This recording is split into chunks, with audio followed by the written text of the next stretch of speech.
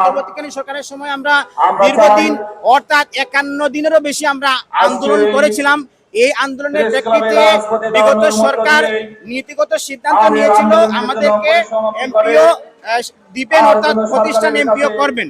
এই সুবাদে গত জানুয়ারি মাসে আমাদের কাছ থেকে সারা বাংলাদেশ থেকে প্রায় 3600 প্রতিষ্ঠান থেকে আবেদন নেওয়া হয়।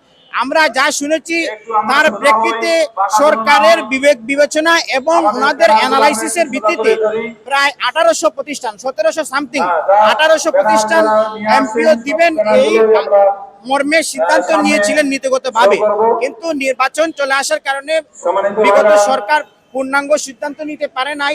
আমরা চাচ্ছি এখন বর্তমান নির্বাচিত সরকার, আমাদের প্রত্যক্ষ ভোটে ওনারা নির্বাচিত, আমাদের প্রত্যাশা দাবি ওনাদের প্রতি অন্য অন্তর্বর্তী সরকারের চাইতে অনেক অনেক বেশি।